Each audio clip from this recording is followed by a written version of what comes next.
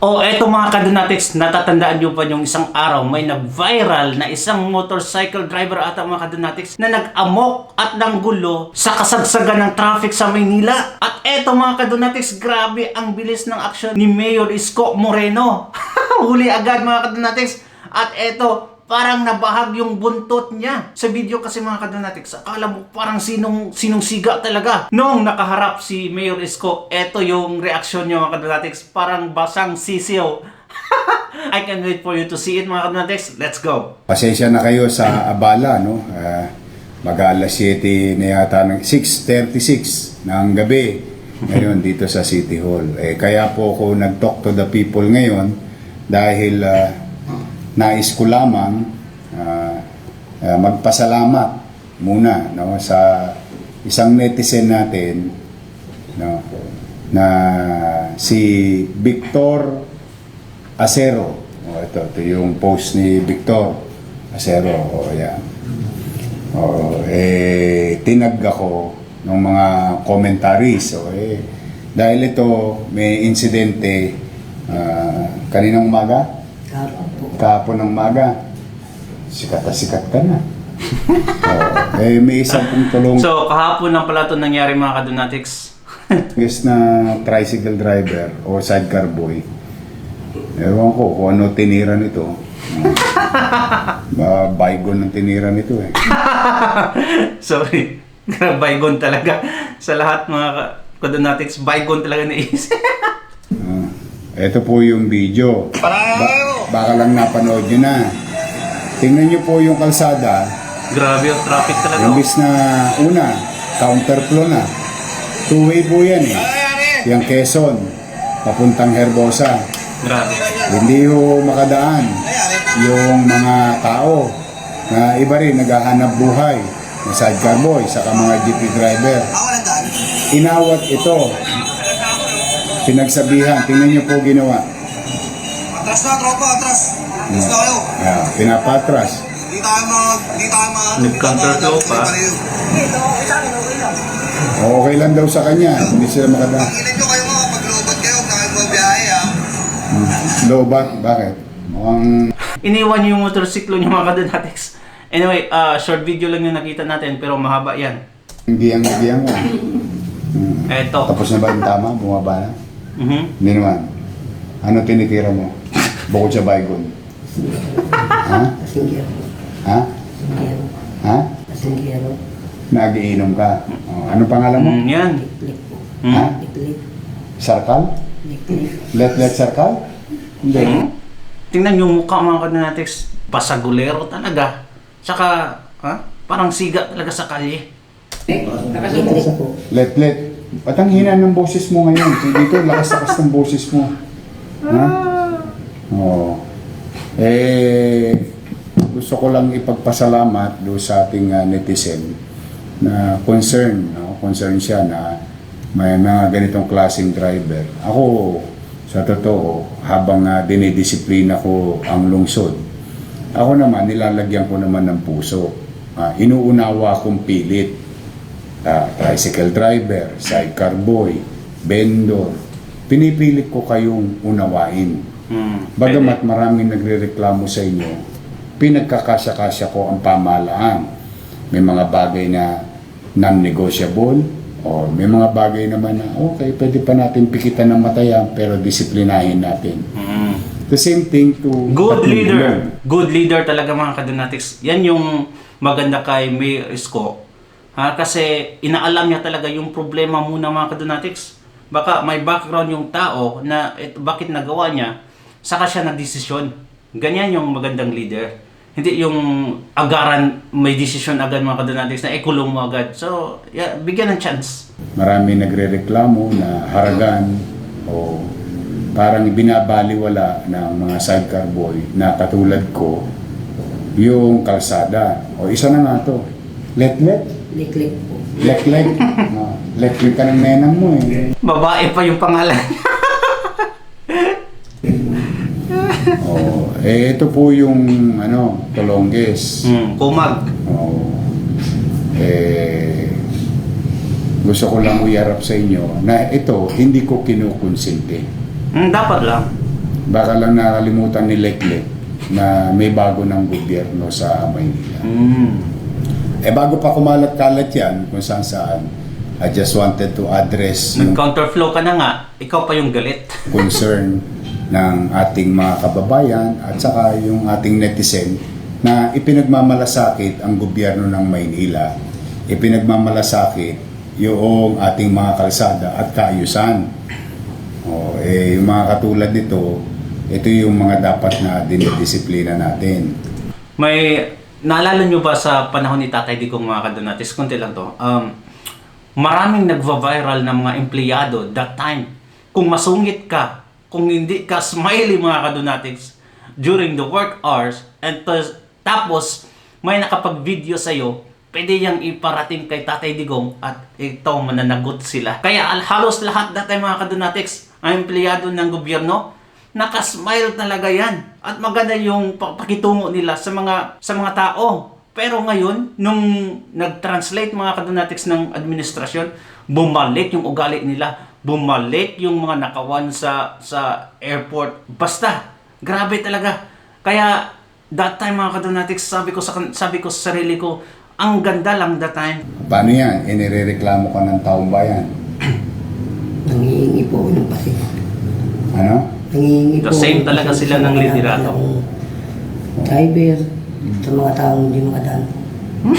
Yung pasensya sa bakery, masarap yun. Nakakain ka na ba ng pasensya? Hindi pa. Sabihin mo sa publiko, anong gusto mo? Hoyo? O... Mahal na yung mga kalugasa o kasama kong driver, nangihingi po ako ng pamumunin sa nagawa kong kasalanan. Pinangangako ko kung hindi na po ako mauulit yung ginawa ko. Mga abala. Ang abala sa mga naghanap buhay o dumadang Ba't mo ba nagawa yun? Anong pumasok sa utak mo? ayaw po nila magparaya eh. Paraya. Ikaw yung naka-counterflow. Counterflow ka eh. Paano yung paparaya? Counterflow yun. Dapat dito ka. The two-way yan eh. Two-way yan eh. Yan two-way. Ikaw yung naka-counterflow eh. Pero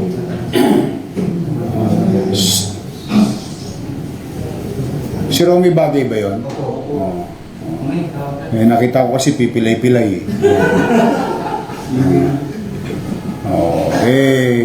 ito, tanda mo to ako, sa totoo lang, pwede ko naman linisin lahat yan, hulihin lahat yan. Kayo, lahat. Bawal yan. Kaya lang, iniisip ko rin yung pamilya nyo, magugutom. Ikaw ba, may pamilya na? Ilan ang anak mo? Tatlo po. Paano kung nakulong ka? Ayun. Pag makulong yung tatay mga kadonatics, ang mangyayari niyan, yung mga anak magnanakaw. Yun yung mga batang kalye mga kadonatics na, nako, grabe kung makahingi sa'yo. Ayaw kang tantanan, tapos kung ayaw mo naman mamigay mga kadonatics, magagalit. Ito yung mga klaseng batang to. Yun ang lagi mong iisipin. Pag bumabiyahe ka, naghahanap buhay ka. Hindi mo ginagawa yung para sa'yo. Ginagawa mo yun para sa pamilya mo. Nakulong ka na ba? 3 beses na po. Ilang taon ka sa Hoyo? Puro isang taon po. Gusto mo maging pangapat? Ayaw mo na. Mahirap ang buhay sa Hoyo, di ba? Yun naman pala eh. Alam mo naman pala eh. Pinagbigyan ka na ng estado 3 beses. 3 beses na pala. Kailangan pa bang mahuli kita?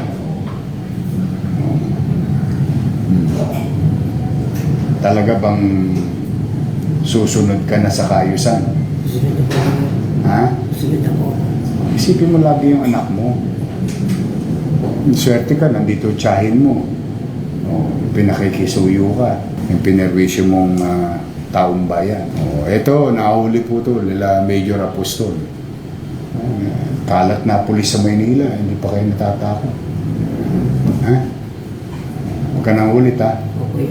Sigurado ka. Sigurado po. Papitik na lang. Ayan. Ha? Siguraduhin mo ha. Sigurado po. Maganda, ganyan mga kadonatics. Huwag puro angas agad. makinig sa storya at warningan kasi hindi naman lahat mga kadonatics may gusto sa nangyari. Kaya pag uulit, yan, kulong agad. Wala nang warning pa kasi may warning na noon. Yan maganda kay Isko Moreno. Parang tatay talaga yung datingan niya. Kaya na-miss ko talaga si Tatay Digong mga kadonatics. Ganito yung estilo niya. Kaya ang ganda ng Davao City. Pag uulit ka, dyan na magkaalaman, magkatalo. Ayan. Nay, halika. Iuwi mo na tong pamangkin mo. Pagsasabihan mo, ha? Lalo na yan. Ayun nga po sir, sabi ko nga po sa kanya, paano kung makulong ko, paano Oo. lola? Ayun din ang ano. May lola din po siyang 80 years old na sir. Ilan taon? 80 po. Oo.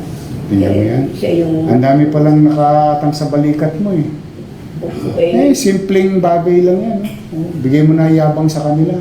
Hayaan mo sila mayabang. Kung sa tingin mo niyayabangan kanila. Ang isipin mo, pag bumiyahe ka, may pasahero ka, may pang-boundary ka. Pag may boundary ka, may neto ka. O di may panchicha na kayo. O kaysa mang hold up ka sa arte, nakita mo sa arte, araw-araw may inuuli ako. Huwag kang lilinya doon, ha? 5-5 pulis doon. Makakalawit at makakalawit ka doon. Saka doon, may nasasagasaan ng truck. Isipin mo lagi yung yung anak mo. Inalaga niya pa yung lola niyang isa. Opo, yun po ang kasama niya doon sa itaas. May lukulang pala to eh.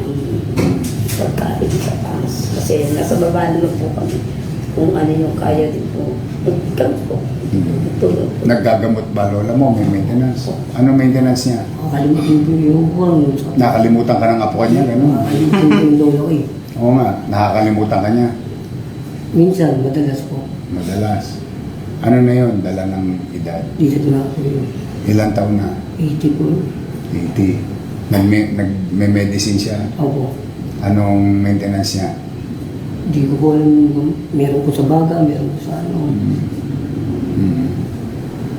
Sino nagbibigay ng pambili ng gamot? Kuha niyo po sa sa Pensyon. Pensyon Sa po. yung pinadadala ko. opo. Ganun. Kuha niyo po. Pinabibili po ng gamot po lahat. Pagkain, minsan pagkain. Tapos may 3 ka pang anak. Ang masama sa Pilipino kasi mga kadonatics, toxic-minded talaga tayo. Minsan hindi natin iniisip yung mangyayari, ha? Kasi na-overwhelm tayo sa pangyayari, di ba? Kung anong meron mga kadonatics, mag-react tayo without even thinking what's gonna happen ahead. Kaya it's better always mga kadonatics, pag may mangyaring nang hindi maganda sa atin, kahit saan man yung kahit kailan mga kadonatics, whisper a prayer talaga. Close your eyes and whisper a prayer. It helps been doing that mga kadonatics. Yung asawa mo na saan? Hiwalay na po eh. Solo parent ka. Nasa iyo yung bata. Napasyal ko sa kanya pag nakamasada ako. Pero nasa iyo lagi. Nag-aaral. Tatlo po. Sa Amado. Sa Quezon po. Sa Quezon. Di ba? Ay, pabaling nga 5 bulig. Wala akong... Nakapag... pero Nakapera pa. padala mo to sa ano ha. Nako. Pasalamat ka. Nangutang pa ako. Nga pala, sweldo ko. 10,000. 4 na ngayon ha. Wala pa. Nay, may maintenance din kayo. Naggagamot ka rin. Wala naman. Ay, salamat sa Diyos. Ilan ang anak mo? 10 na po sir. Naku, ang sipag ni Mister. May kambal po. Malalaki na. Opo. Ang ano po po, 25 years old na po. Ilan ang apo mo? Ayun po. 18. 18. Yes sir. Oh. Oh, Ay, bawas, yung sa dali mo lahat Pilipinas. sa Jollibee. Nako. Ay, nako. Mahirap na nga yung buhay mga kadonatics. Anak ng anak pa. Yan yung hindi ko maintindihan talaga. Like, how? Nahihirapan ka na nga buhayin yung sarili mo. Buhay ka pa ng ilang... Ay, nako. Yan yung mentality ng Pinoy na hindi maalis-alis sa atin. Kasi grabe pa rin yung kalandian ng mga teenagers ngayon sa atin mga kadonatics. We have the most cases of HIV/AIDS mga kadonatics. in the world. What the heck? Hindi, okay, pasyal mo. Ha? Tabi mo yan. Ha? O ikaw, hindi mo ko kailangan makita para magkalimang bulig, ha? Huwag ka nang uuli. Kasi sa susunod, hihimas ka na. Tama ka na. Mas malamig yun. O ito, tabi mo ito 5 bulig. Wow. Pasyal mo yung anak mo. Bili mo ng damit. Mariregalo. Magsubi ka. Tapos ibili mo ako ng maintenance ng lola mo. Yung mga binibili niyang gamot. Ha? Huwag mong totodasin, ha? Baka mamaya kalawitin mo yung chapi, ha? Ha? Promise. Tamis po yan. Para sa mga anak mo. Sa lola mo. Pag-uwi, ha? Bumili ka ng sa Max. Saburi. Manok. Promise mo, ha? Ha? Pag tino ka na, ha? May gobyerno sa Maynila. Wala na yung panahon na kahit sino pwedeng tawardi-wardi sa Maynila. Ha? Pasensya na po yun. Sa taong bayan ka humingi ng pasensya, hindi sa akin. Nirereklamo ka sa akin. Tamo, nasugatan tuloy si Awi siya.